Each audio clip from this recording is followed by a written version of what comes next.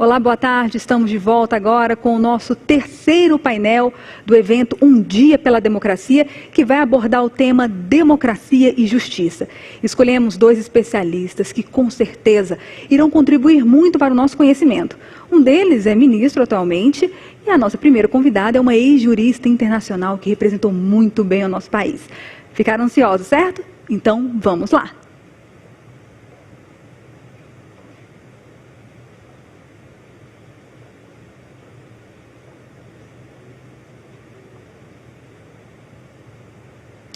Começando então o bloco Democracia e Justiça, a gente vai trazer a ex-juíza Silvia Steiner. A juíza, que é muito importante, já que ela foi a desembargadora federal e juíza na primeira composição do Tribunal Penal Internacional, instalado em 2002 na cidade de Haia. Com vocês, a doutora Silvia, que vai contribuir como a primeira palestrante nesse painel. Doutora Silvia. Muito boa tarde a todos e a todas que me ouvem. É um prazer muito grande, agradeço muito o convite que me foi formulado e é uma honra para mim participar deste evento e em especial deste painel na companhia do eminente ministro José Carlos Barroso, a quem dou um fraterno abraço e espero, vamos dizer, que durante esse tempo que me foi destinado, que eu possa transmitir a todos e todas que me ouvem um pouco das minhas ideias a respeito desse tema, que para mim sempre foi o tema fundamental em toda a minha trajetória, desde os tempos da Faculdade de Direito, que é exatamente falar de justiça e de democracia. Eu pedi autorização, melhor dizendo, à organização do evento, para acrescentar ao título da minha breve exposição os direitos humanos, porque eu não consigo falar de justiça e democracia sem falar de direitos humanos, porque é exatamente nos direitos humanos que eu situo os parâmetros daquilo que eu entendo por um sistema de justiça numa verdadeira democracia. Apesar de tantos anos do exercício de atividades jurisdicionais, eu queria também dizer, e sem nenhuma falsa modéstia aqui, eu continuo a me considerar uma abelha operária, alguém muito distante do universo acadêmico, universo intelectual que eu tanto admiro, e cujos membros eu atribuo o título de abelhas rainhas.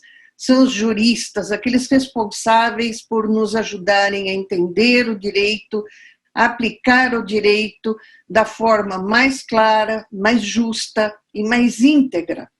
Por isso eu começo por pedir ao eminente ministro Barroso, que falará logo a seguir, e a todos e todas que me ouvem, que recebam as minhas ponderações nos minutos que me foram destinados, como ponderações de alguém que se orgulha em usar o velho chavão para se intitular uma operária do direito, uma abelha operária, realmente, sem qualquer pretensão de me colocar aqui como jurista. E eu vou começar a minha exposição lembrando uma pequena história que bem define o que penso, o que acredito em relação ao papel do judiciário em geral e do juiz em particular numa sociedade que se pretenda democrática. É a conhecida história do moleiro de Sanssouci, imortalizada por François Andrieux. Refere-se a um acontecimento ocorrido no século XVIII, na Prússia, do rei Frederico II, o Grande. O rei decidiu ampliar os seus domínios palacianos e estendê-los até uma colina nas proximidades de Berlim, onde havia apenas o moinho de Sanssouci. O rei propôs-se a adquirir aquela área, mas o moleiro recusou-se a vendê-la, Afinal, dizia o moleiro, o moinho era o único bem que possuía.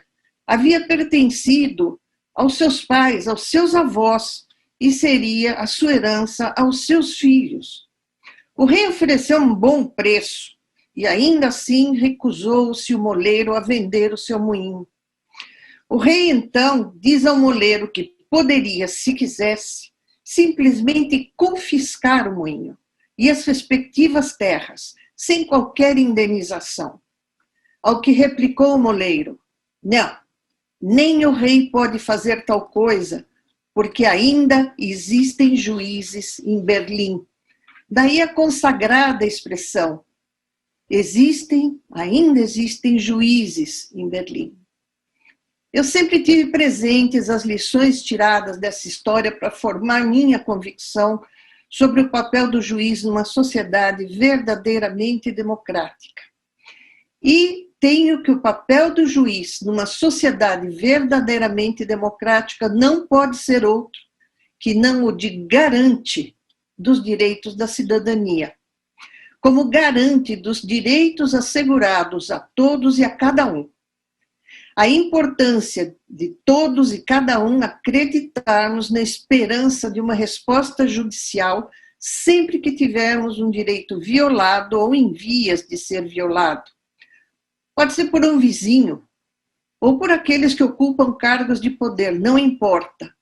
Nós merecemos manter a esperança em que um juiz imparcial, independente e justo fará prevalecer o direito. Numa sociedade verdadeira democrática, eu não vejo, repito aqui, como atribuir ao juiz outro papel que não o lhe garante. Eu estou nesse ponto com Ronald Dworkin, quando diz que o direito só consegue exercer domínio sobre uma comunidade na medida em que os atores envolvidos de qualquer forma no processo de aplicação da justiça assumam a responsabilidade de se manterem fiéis ao direito. A responsabilidade desses atores, em outras palavras, é a de interpretar o direito corretamente, colocando a justiça e a igualdade acima do instrumentalismo. Interpretando construtivamente a lei, as regras e os princípios, e daí inferindo o direito a ser aplicado. Em suas palavras, o raciocínio interpretativo deve ser sempre um raciocínio a partir de práticas concretas, mesmo quando o propósito do argumento seja o de criticar essas práticas e demonstrar o aspecto equivocado delas. A esse raciocínio isento, Dworkin dá o nome de integridade. Numa democracia que mereça esse nome, não cabe ao juiz criar o direito. Fora.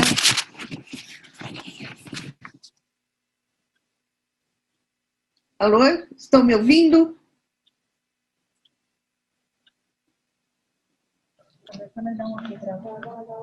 Perdão, estão me ouvindo? Eu tenho a impressão que nós perdemos um pouco a conexão, então continuo, antes de cansar aqueles que me ouvem. O papel do juiz, como garante dos direitos da cidadania, é o que me referia. Numa democracia que mereça esse nome, não cabe ao juiz criar o direito, fora dos parâmetros da Constituição e das garantias suprapositivas de proteção aos direitos fundamentais. A democracia, como eu entendo, não se compadece, portanto, com o hoje chamado ativismo judicial e muito menos com o reconhecido populismo judicial.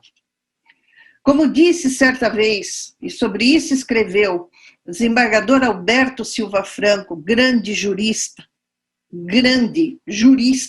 com J maiúsculo, o juiz não é o guarda da esquina, não é o guardião do patrimônio alheio, não é agente nem instrumento do Estado a serviço do combate implacável à crescente criminalidade. Para esses fins, o Estado atribui poderes a outros órgãos, a outros agentes. O juiz há de ser sempre o garante do respeito intransigente aos direitos fundamentais daqueles submetidos ao poder-dever de punir reservado ao Estado. É o garante das leis e da Constituição Federal. É o garante dos direitos e garantias previstos nos tratados e convenções a que o país aderiu. É o garante das normas de garantia imperativas do direito internacional geral.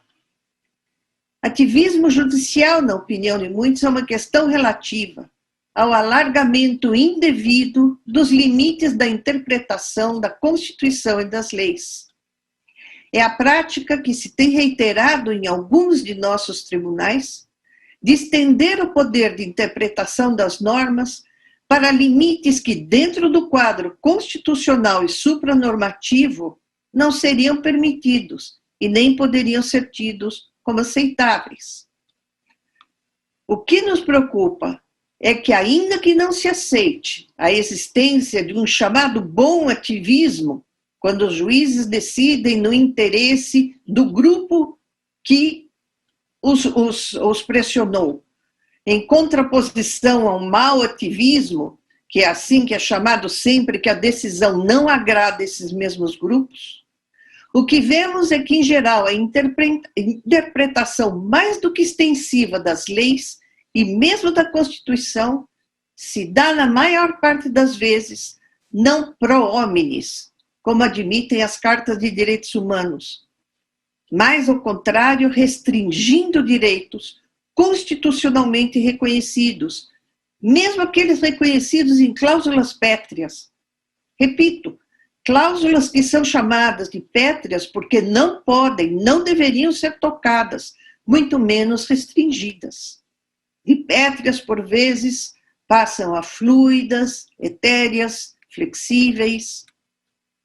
Em outras palavras, fora do controle de constitucionalidade, tal como definido na Constituição Federal, e fora do âmbito de aplicação das normas internacionais garantidoras dos direitos fundamentais, a interpretação de dispositivos constitucionais das leis jamais se poderia prestar como instrumento de diminuição do âmbito de aplicação dessas garantias, sejam elas legais, constitucionais ou supraconstitucionais de proteção de direitos fundamentais. Aplica-se aqui, no meu entender, e sempre, a regra secular de hermenêutica, segundo a qual, e me permitam aqui mostrar um pouco do meu latim, favorabile sunt amplianda, odiosa sunt restringenda. O que é favorável deve ser ampliado, o que é odioso deve ser restringido.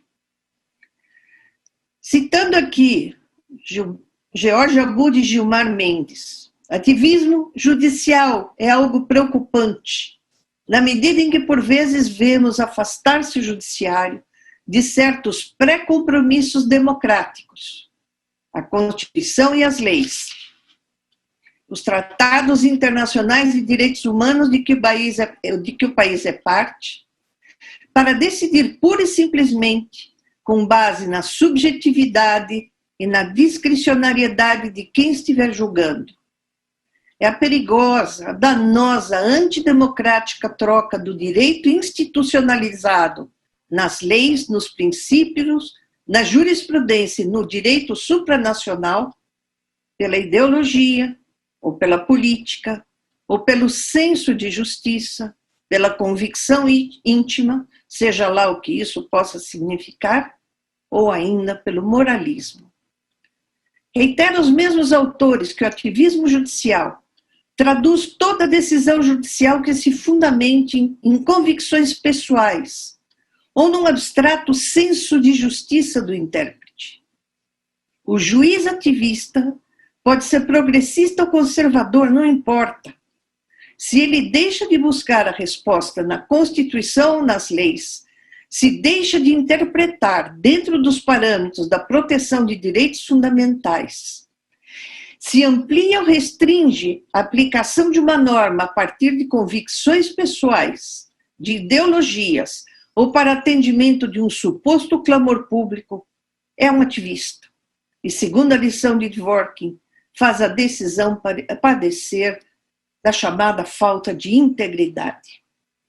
O que chamamos de ativismo não se confunde a toda evidência, como já dito acima, com a tarefa principalmente atribuída aos tribunais de interpretar a lei de acordo com o conteúdo, seja ele formal ou material, substancial, da Constituição. Nem significa voltar à época em que o juiz, esperava-se que o juiz fosse apenas la bouche de la loi, a boca da lei, ignorando as constantes mudanças e novas demandas que são sempre colocadas diante do judiciário por uma sociedade sempre em evolução. E, por vezes, inclusive de operar de forma racional no preenchimento de certas lacunas derivadas do passar do tempo, quando se reconhece, por exemplo, a existência das chamadas mutações constitucionais.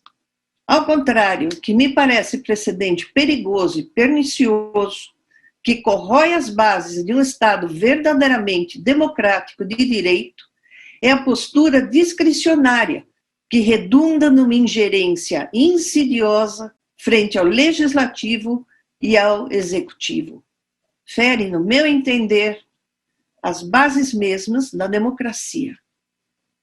Atualmente, a semelhança do que ocorreu há alguns anos, quando era moda o chamado movimento da lei e da ordem, uma das mais perniciosas ramificações do ativismo judicial foi, e é ainda, o chamado populismo penal, que também se expande em progressão geométrica em alguns de nossos tribunais, e consiste numa afronta aos princípios que norteiam o quadro de garantias previstas na nossa Constituição, nas constituições da maior parte dos Estados democráticos e nas garantias previstas nas normas internacionais de proteção aos direitos humanos, incorporadas, como todos sabem, à nossa Constituição Federal por meio da Emenda 45. Eu trago aqui, nesse sentido, uma outra pequena história, dessa vez uma história passada comigo, no início de minha carreira, assim que ingressei no Ministério Público Federal. Jovem, sem muita experiência, fui designada para oficiar numa vara federal criminal. Num dos primeiros casos de grande repercussão atribuídos àquela vara, no qual imprensas, partes, grupos interessados buscavam pressionar o magistrado num ou noutro sentido, me disse o juiz: eu ouço a todos. As portas do meu gabinete estão sempre abertas. Depois, eu julgo de acordo com os elementos dos autos, a lei, minha análise e, a partir dela, minha convicção. Se eu quisesse agradar a opinião pública, seria juiz de concurso de Miss. Eu lembro-me sempre dessa expressão utilizada por aquele brilhante magistrado mineiro, por tantos admirado, por mim especialmente admirado. Um outro autor, Luiz Felipe Dal Santo, lembra-nos que a ideia do populismo penal parte da necessidade de um juiz pautar-se em supostas reivindicações populares, sendo talvez essa a principal causa do atual ativismo judicial e do endurecimento penal em geral. É a ideia de dar ao povo o que o povo quer. Em outras palavras, passa o juiz a decidir de acordo com uma ampliada versão daqueles conceitos vagos e abstratos que se costumam chamar clamor popular, a voz do povo, ou mesmo ordem pública. Ao invés de seguir o julgador, a tarefa de interpretar e aplicar a lei de forma íntegra, imparcial, racional, e exercendo a função magna de garantir o respeito às liberdades e garantias penais e processuais penais previstas na Constituição Federal, nas leis e nos tratados de direitos fundamentais, faz ele jus do sentimento de medo, da insegurança, de revolta popular, em geral sentimentos esses manipulados pelas mídias, diante do aumento da criminalidade, do aumento da violência de determinados crimes, e com isso afrouxam as garantias constitucionais, reinterpretam, sem qualquer base racional, as limitações dessas garantias, que nunca poderiam exceder os limites da proporcionalidade, da necessidade, da adequação, ou mesmo as ignoram, e as afastam em nome de um suposto bem maior. Aqui eu ressalto bem maior, está entre aspas. Se esse é um papel aceitável em determinados sistemas nos quais os juízes são eleitos pelo povo e para mandatos por tempo fixo, não é certamente em sistemas como o nosso, em que os juízes não são eleitos, ocupam cargos de vitalícios, gozam de garantias constitucionais como a da inamovibilidade, exatamente para que possam atuar com total independência e imparcialidade e, acima de tudo, como garantes das leis e da Constituição Federal, sem pressões de qualquer espécie.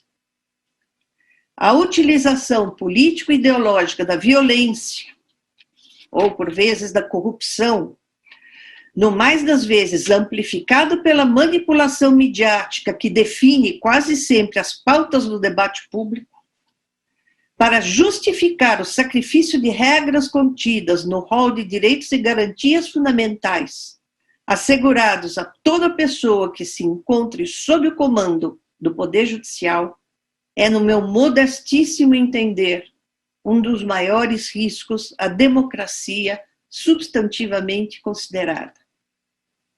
Eu concluo aqui para lembrar a todos e todas que, mesmo perante o Tribunal Penal Internacional, a que tive a honra e o privilégio de fazer parte por mais de 13 anos, e que julga aqueles acusados de cometer os mais graves crimes, crimes que põem em risco a paz e a sobrevivência da própria humanidade, crimes mais do que hediondos, impõe o Estatuto de Roma que os juízes, ao aplicar e interpretar a lei, o façam de acordo com, e aqui transcrevo, os direitos fundamentais internacionalmente reconhecidos.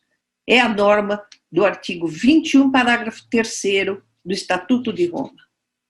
Repito, nem diante dos mais graves crimes que ofendem a consciência da humanidade podem os juízes deixar de operar como garantes, como os guardiões das liberdades públicas, os guardiões da correta aplicação da lei de acordo com os direitos humanos internacionalmente reconhecidos.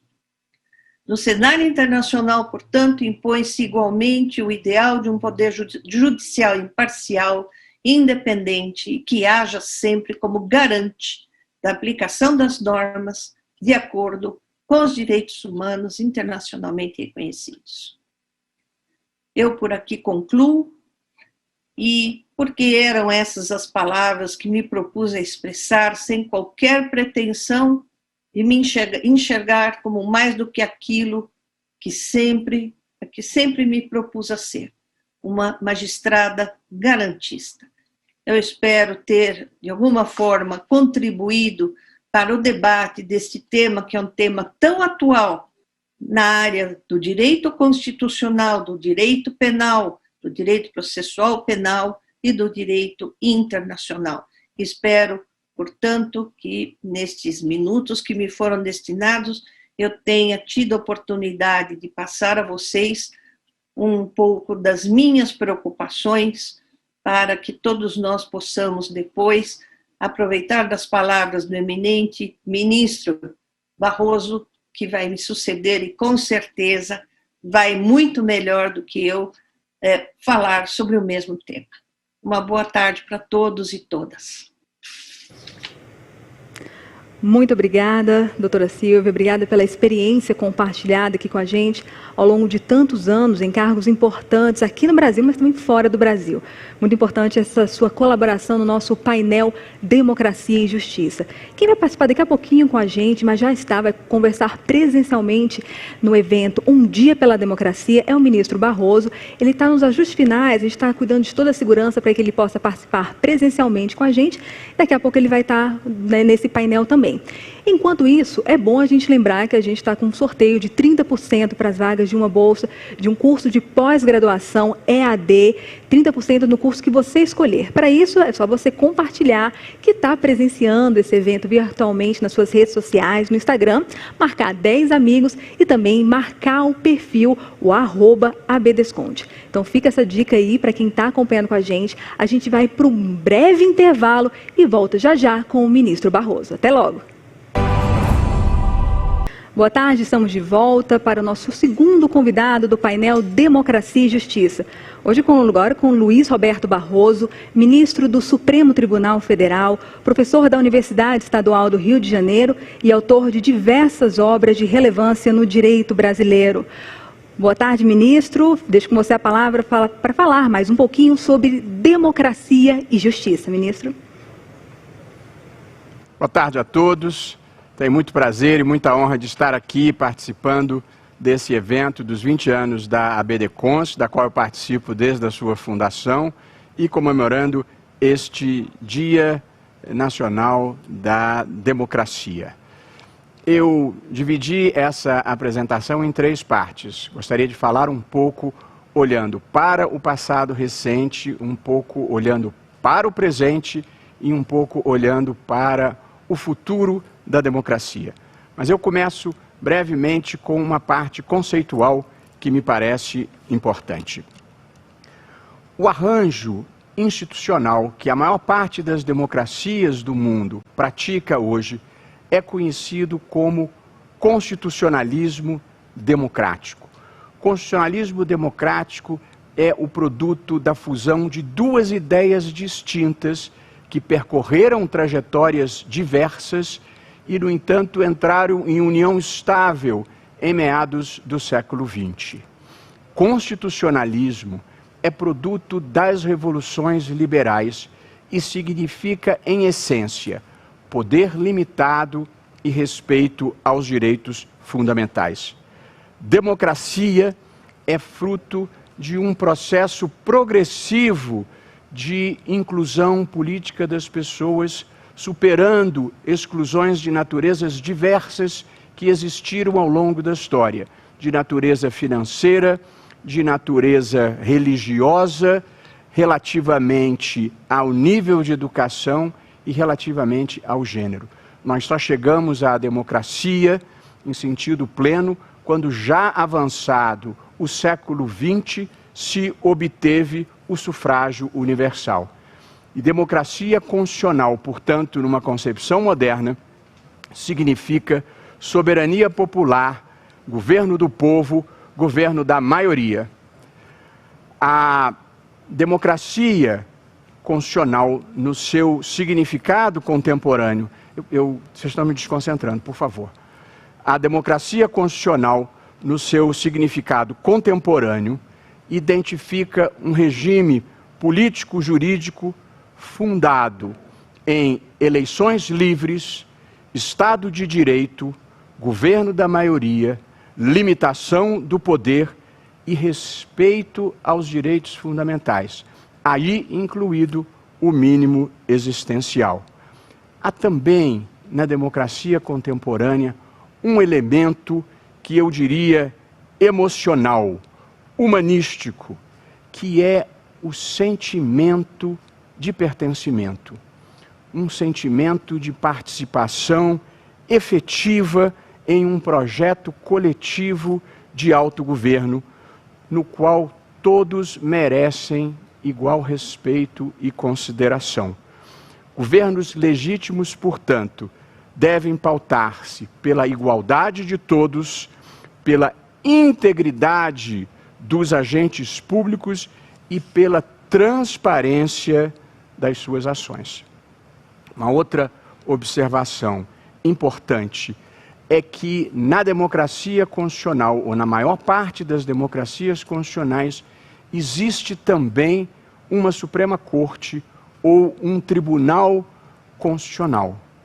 E um dos grandes papéis desses tribunais constitucionais é o de arbitrar as tensões que com frequência existem entre democracia e constitucionalismo, que existem entre o governo da maioria de um lado e o respeito aos direitos fundamentais e às regras do jogo.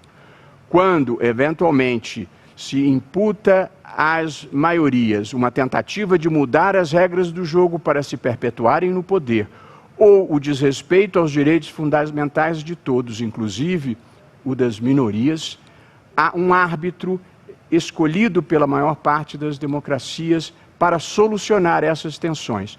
E este árbitro é a Suprema Corte ou é o Tribunal Constitucional. Portanto, essa é a parte que eu diria conceitual da democracia contemporânea, que envolve, como disse, eleições livres, Estado de Direito, limitação do poder e respeito aos direitos fundamentais, inclusive assegurando a todos um mínimo existencial que permita a satisfação de suas necessidades vitais básicas, o que é uma pré-condição para que as pessoas façam escolhas existenciais verdadeiramente livres. Olho brevemente para o passado recente da democracia, aqui começando, portanto, a parte 1 da nossa conversa, para constatar que a democracia constitucional foi a ideologia vitoriosa do século XX, tendo derrotado todas as alternativas que se apresentaram ao longo das décadas do século XX para primazia como arranjo institucional dominante. E assim, a democracia constitucional derrotou o comunismo, o fascismo, o nazismo, os regimes militares e os fundamentalismos religiosos. Na virada do século XX para o século XXI, de acordo com a Freedom House, 119 países do mundo possuíam eleições livres e condições mínimas que permitissem caracterizá-los como democracias. Tivemos ondas de redemocratização depois da Segunda Guerra Mundial, ao longo dos anos 70 em Portugal, Espanha e Grécia, ao longo dos anos 80 na América Latina, ao longo dos anos 90 na Europa Oriental e na Europa Central, assim como na África do Sul. Portanto, olhando para o passado recente, é possível afirmar que a democracia foi a ideologia vitoriosa do século XX. Chegamos agora ao século XXI e um olhar sobre o presente da democracia, o estágio corrente da democracia. E aí é preciso reconhecer que em diferentes partes do mundo alguma coisa parece não estar indo bem. E os exemplos se multiplicam. Hungria, Polônia, Turquia, Rússia, Ucrânia, Geórgia, Filipinas, Nicarágua, Venezuela. Todos esses países são exemplos citados de uma maneira geral pelos autores que ilustram um momento de desprestígio da democracia liberal, sendo substituída pelo que muitos autores têm designado de democracias iliberais. A característica que tem sido apontada nessas democracias iliberais é que a sua desconstrução não se dá como acontecia em outra época, como aconteceu nos anos 60 em muitas partes da América Latina, por meio de golpes de Estado liderado por generais e os seus soldados. a erosão democrática no mundo contemporâneo, ela tem decorrido do comportamento, da atuação de líderes eleitos pelo voto popular, seja presidentes, sejam primeiros ministros, que com apoio popular e muitas vezes com apoio no legislativo, contribuem, no entanto, para a erosão democrática, retirando paulatinamente diversos tijolos que compõem o pilar essencial da democracia. E assim adotam medidas como concentração de poderes no executivo, esvaziamento dos órgãos de representação da sociedade civil, perseguição a líderes da oposição, mudanças das regras eleitorais, mudanças constitucionais com abuso de poder e muitas vezes colonização dos tribunais superiores com juízes submissos. Este é um fenômeno que, como disse, tem ocorrido em diferentes partes do mundo, como esses países que eu ilustrei. A meu ver, essa erosão da democracia, essa chamada recessão democrática em muitas partes do mundo, é produzida pela conjugação de três fenômenos que são em si diferentes, mas que se agruparam e quando eles ocorrem simultaneamente, eles produzem essa recessão democrática. O primeiro desses fenômenos, presente em muitas partes do mundo, é o populismo, em que líderes carismáticos manipulam, muitas vezes, as necessidades e os medos da sociedade, exacerbando esses medos, criando novos inimigos, frequentemente imaginários, e oferecendo soluções momentâneas, simplistas, que cobram um preço em algum lugar do futuro. As estratégias mais comuns do populismo são o uso das redes sociais, das mídias eletrônicas para estabelecer uma comunicação direta com as massas. A segunda estratégia é bypassar as instituições de mediação da vontade popular, como, por exemplo, os parlamentos ou a imprensa ou a sociedade civil de uma maneira geral, e muito frequentemente ataques às Supremas Cortes ou aos tribunais constitucionais, que são os órgãos que em todas as democracias do mundo têm por definição o papel de limitar o exercício do poder. Em qualquer democracia do mundo sempre haverá algum grau de tensão entre a Suprema Corte e o Tribunal Constitucional e aqueles que exercem o poder. Porque, como disse no começo, um dos papéis do constitucionalismo é precisamente a limitação do poder. E o agente do constitucionalismo, na interpretação da Constituição, ou um dos principais agentes, são as Supremas Cortes ou os tribunais constitucionais. E, portanto, sempre haverá algum grau de tensão entre quem exerce o poder e por quem tem a missão institucional de limitá-lo. Portanto, esse é o primeiro fenômeno que marca a recessão democrática no mundo, o populismo. O segundo fenômeno é o surgimento de um conservadorismo radical e intolerante. Não há nada de errado com o conservadorismo, que é uma das opções legítimas numa democracia. Numa democracia existe espaço para liberais, para progressistas e para conservadores, e a alternância no poder é uma bênção que permite a renovação de ideias e a renovação de instituições.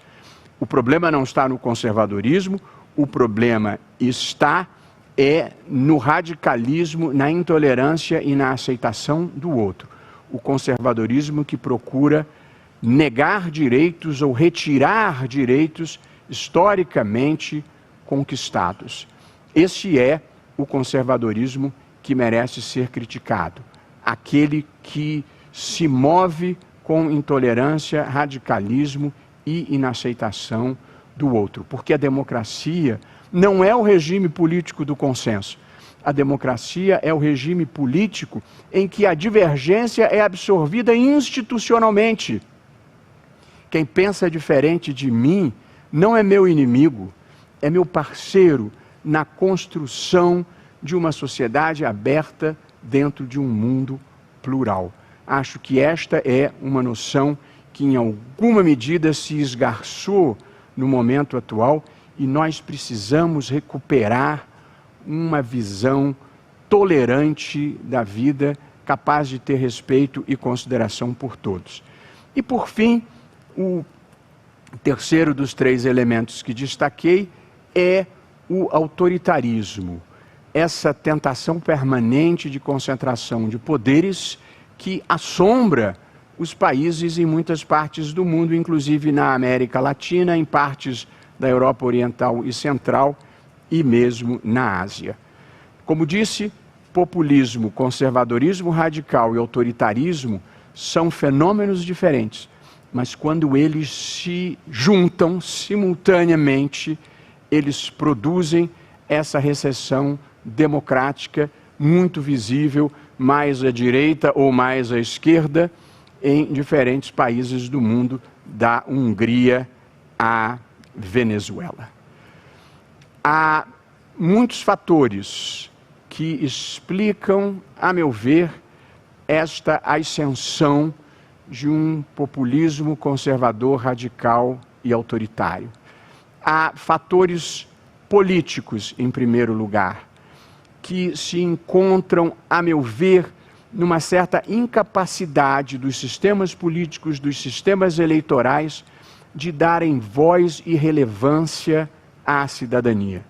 A democracia vai precisar de novos desenhos institucionais capazes de reavivar o ideário que justificou a sua afirmação histórica ao longo do século XX. Em toda parte do mundo se ouve o slogan "não nos representam".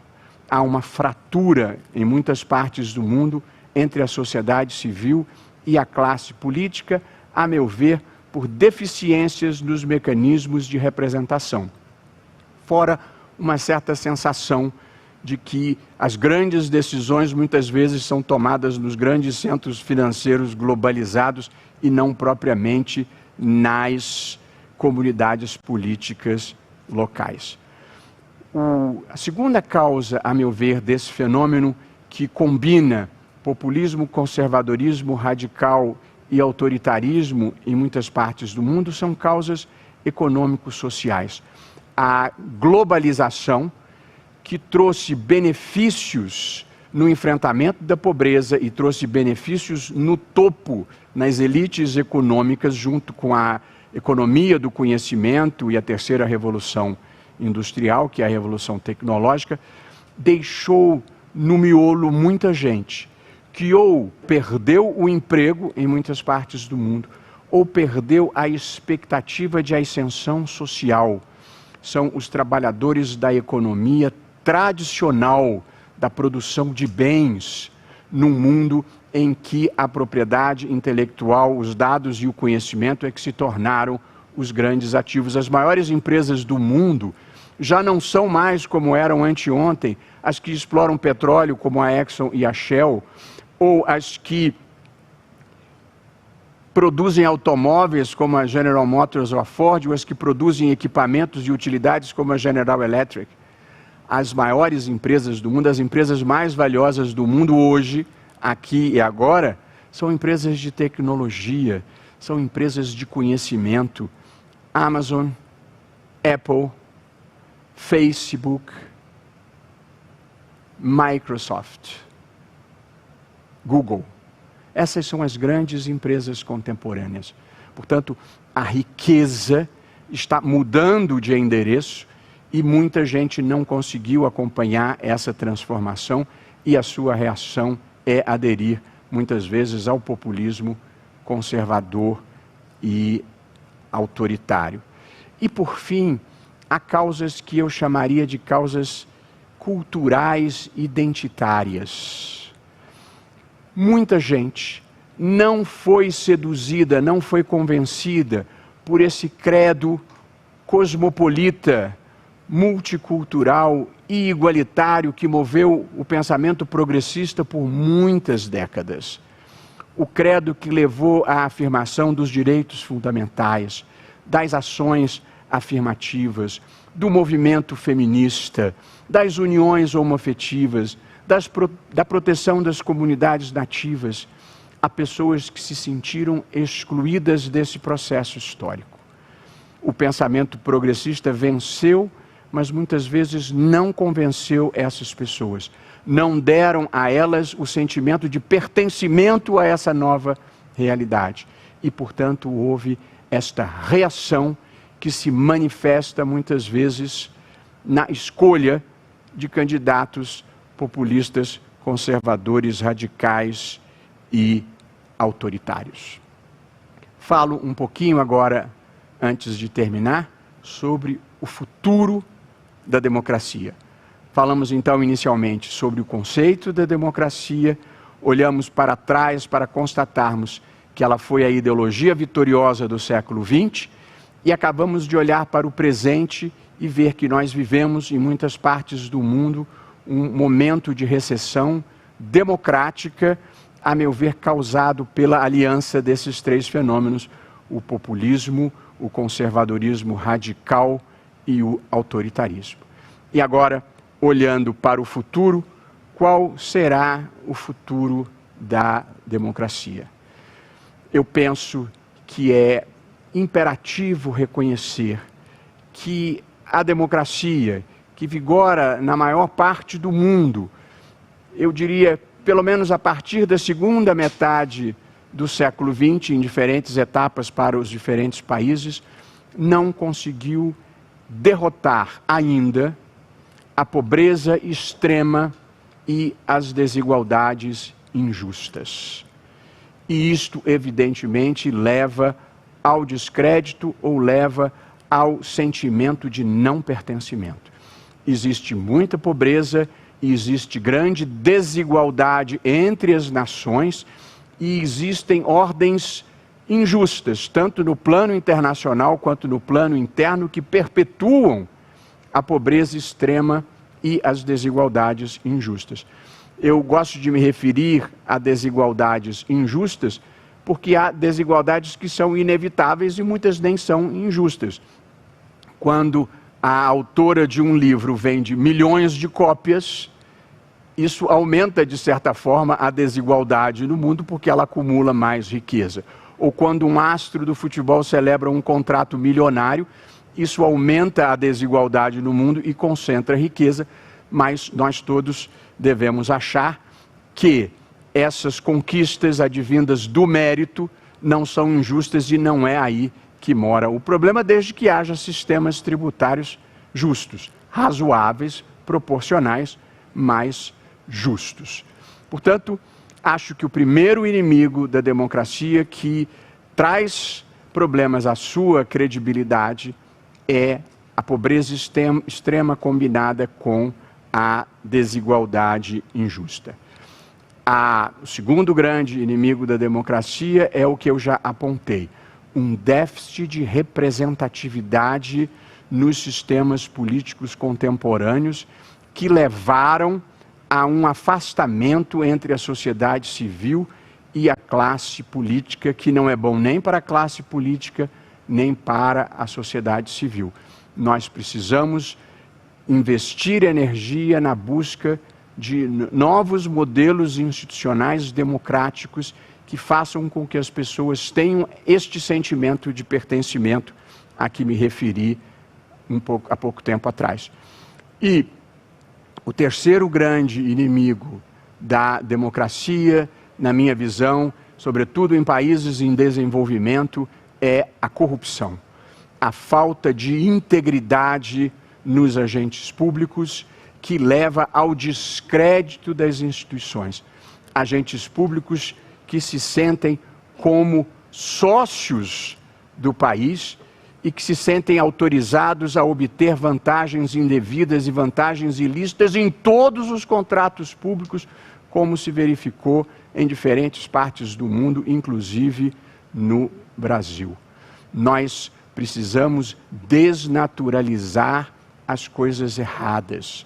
Agentes públicos não podem cobrar propina, não podem achacar, não podem ter participação em contratos públicos. E não importa dizer que o dinheiro não vai para o bolso, e sim para a campanha, porque o problema não é para onde o dinheiro vai, o problema é de onde o dinheiro vem, de uma cultura de superfaturamento, propinas e achaque que mina um fator decisivo para as democracias, para o progresso e para o desenvolvimento, que é a confiança nos agentes públicos e nas instituições. A título de conclusão, a democracia contemporânea, ela é feita, tal como eu a vejo, de 3 grandes elementos: votos, direitos e razões. E, portanto, a democracia contemporânea tem, em primeiro lugar, uma dimensão representativa, cujo elemento central é o voto e cujos protagonistas são o Congresso Nacional e o Presidente da República, que são eleitos pelo voto direto. A segunda dimensão da democracia é a da democracia constitucional, cujo elemento central são os direitos fundamentais de todas as pessoas que não podem ser oprimidas pelas maiorias e cujo protagonista é o Poder Judiciário, em cuja cúpula está o Supremo Tribunal Federal, que tem como dever princípio a proteção dos direitos fundamentais de todos. E a terceira dimensão da democracia é a da democracia deliberativa, cujo elemento central é o debate público, é o oferecimento de razões e cujo protagonista é a sociedade civil. A democracia já não é mais vivida apenas no momento do voto, ela é vivida também num debate público permanente e numa legitimação que não é só eleitoral, mas é também uma legitimação argumentativa, uma legitimação discursiva, uma legitimação racional, a institucionalização das razões. Nós temos no Brasil uma democracia bastante resiliente que vive sob a Constituição de 1988 há 32 anos recém-completados. Uma democracia resiliente, como disse. Um dos livros da última temporada foi Como as Democracias Morrem. Pois acho que nós poderíamos escrever aqui no Brasil como as democracias sobrevivem. Temos uma democracia que sobreviveu a eventos que em outros tempos teriam levado à quebra da legalidade constitucional. Tivemos impeachments de 2 presidentes da República eleitos pelo voto popular, tivemos escândalos pavorosos de corrupção estrutural, sistêmica e institucionalizada, tivemos momentos difíceis na vida brasileira, alguns momentos reais, alguns momentos puramente retóricos, mas até hoje ninguém cogitou de uma solução que não fosse o respeito à legalidade constitucional. E o legislativo funciona e dá limites ao poder, o judiciário e o Supremo funcionam e dão limites ao poder e, portanto, para além de qualquer retórica menos feliz, nós temos instituições sólidas que têm resistido adequadamente a vendavais constantes. Porém, e encerrando, temos problemas na dimensão representativa da democracia e precisamos de um novo sistema eleitoral que barateie o custo das eleições, aumente a representatividade do parlamento e facilite a governabilidade. Eu, pessoalmente, o Tribunal Superior Eleitoral, oficialmente, tem defendido a implantação de um sistema distrital misto como apto a produzir esses 3 resultados. Temos dificuldades na dimensão constitucional da democracia e há, neste momento, um esforço importante para reinstitucionalizar e desmonocratizar o Supremo Tribunal Federal para que ele possa falar a uma só voz sobre as grandes questões nacionais e ser ouvido e compreendido pela sociedade. Uma instituição que fale coletivamente e não um conjunto de idiosincrasias. E, por fim, na dimensão deliberativa da democracia, que é a dimensão do debate público, do oferecimento de razões, nós temos problemas e os estamos enfrentando relativamente às campanhas de desinformação, às campanhas de ódio, às campanhas de difusão de mentiras.